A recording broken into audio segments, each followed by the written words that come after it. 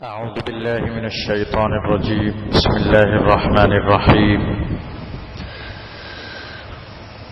وإذ أخذنا ميثاقكم ورفعنا فوقكم الطور خذوا ما آتيناكم بقوة واذكروا ما فيه لعلكم تتقون ثم توليتم من بعد ذلك فلولا فضل الله عليكم ورحمته لكنتم من الخاسرين وَلَقَدْ عَلِمْتُمُ الَّذِينَ اعْتَدَوْا مِنْكُمْ فِي السَّبْتِ فَقُلْنَا لَهُمْ كُونُوا قِرَدَةً خَاسِئِينَ فَجَعَلْنَاهَا نَكَالًا لِمَا بَيْنَ يَدَيْهَا وَمَا خَلْفَهَا وَمَوْعِظَةً لِلْمُتَّقِينَ. اللہ تعالی نے ارشاد فرمایا، اور اس وقت کو یاد کرو جب ہم نے تم سے پکا وعدہ لیا اور ہم نے تمہارے اوپر طور پہاڑ کو اونچا کر دیا، بلند کر دیا. ہم نے کہا کہ لے لو تم وہ احکام جو ہم نے تمہیں دیے طاقت کے ساتھ، اور یاد کرو جو کچھ اس میں ہے، شاید کہ تم پرہیزگار بن جاؤ. اس کے بعد پھر تم نے منہ پھیر لیا.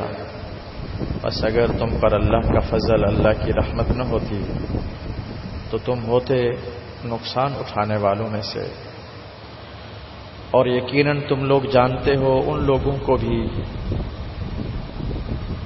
جنہوں نے ہفتے کے دن سے متعلق حد سے تجاوز کیا، وہ تم میں سے تھے. بس ہم نے ان سے کہا کہ ذلیل بندر بن جاؤ. بس ہم نے اس بستی کو عبرت ناک بنا ڈالا ان بستیوں کے لیے جو ان کے آگے تھیں اور جو ان کے پیچھے تھیں، اور اس واقعے کو ہم نے پرہیزگاروں کے لیے نصیحت بنا دیا.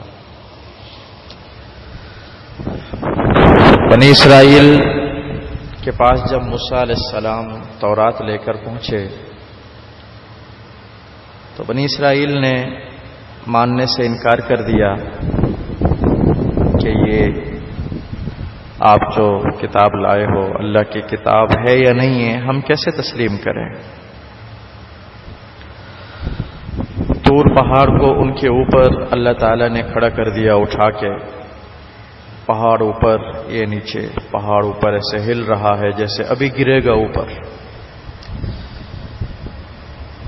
اور حکم یہ ہوا کہ جو کچھ بھی ہم نے تورات میں دیا ہے اس کو قبول کرو، لے لو، پکڑ لو مضبوطی کے ساتھ، یاد کرو، عمل کرو. یہی تمہارے لیے تقوی اور پرہیزگاری ہے. اگر تم نہیں مانو گے، اگر تم اطاعت نہیں کرو گے تو یہ پہاڑ تمہارے اوپر گرا دیں گے ہم. تو اللہ تعالی نے زبردستی ان لوگوں کو یہ حکم دیا کہ تورات کے احکام کو تسلیم کرو، مانو، کیونکہ وہ پہلے قبول کر چکے تھے، اعتراف کر چکے تھے کہ ہم قبول کریں گے اللہ کے حکم کو، تسلیم کریں گے اللہ کے حکم کو.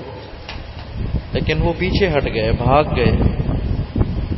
تو ان کے اعتراف ہی کی بنیاد پر اللہ تعالی نے ان پر طور پہاڑ کو کھڑا کیا کہ تم مان چکے ہو، تسلیم کر چکے ہو اور اپنے وعدے سے مکر رہے ہو تم.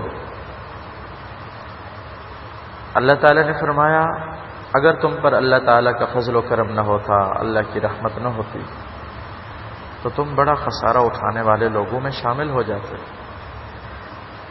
بعد میں بنی اسرائیل کے لوگ پھر گئے، منہ موڑ لیا، اللہ کے احکام پر عمل نہیں کیا. تو اللہ نے فرمایا ہم تمہیں بار بار معاف کرتے رہے، درگزر کرتے رہے. اگر اللہ تعالیٰ کا فضل و کرم نہ ہوتا، اللہ تعالیٰ کی رحمت نہ ہوتی تو تمہارا وجود ہی ختم ہو جاتا. یہ حقیقت ہے.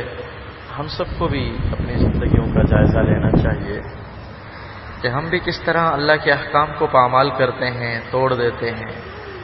نمازیں ہم نے چھوڑی ہوئیں، پردہ ہماری زندگیوں سے نکل گیا، سود خور ہم مسلمان بن گئے، رشوت ہمارے ہاں عام ہے، دھوکہ فراڈ ہمارے ہاں عام ہے.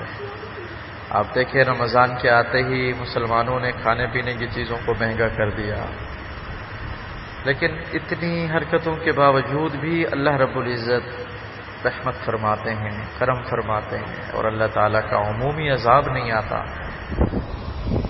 یہ یقیناً اللہ تعالیٰ کا فضل و کرم ہے، اللہ کی رحمت ہے۔ پھر آخری آیت میں بنی اسرائیل ہی کا ایک واقعہ ہے۔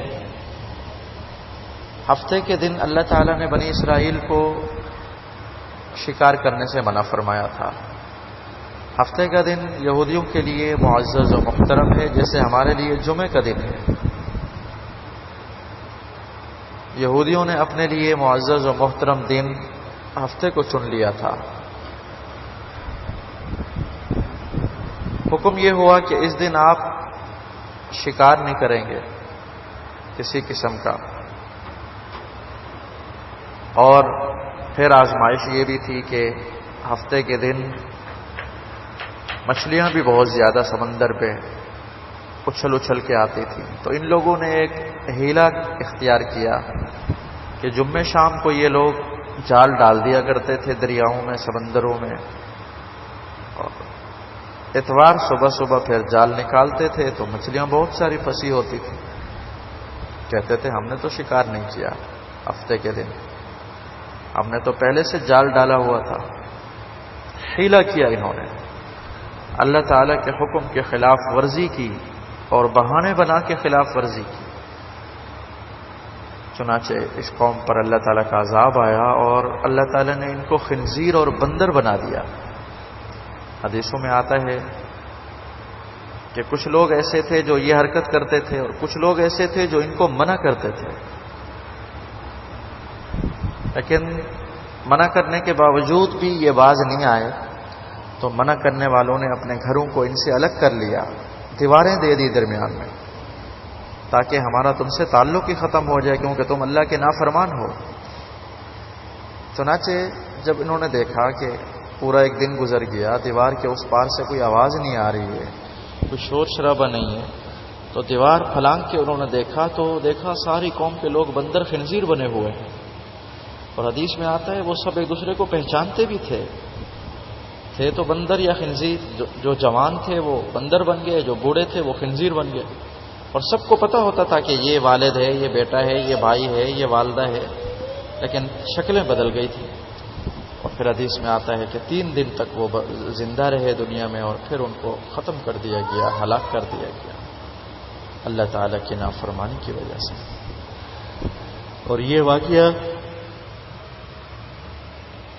بہت بڑا واقعہ تھا بنی اسرائیل کے لیے، یہودیوں کے لیے۔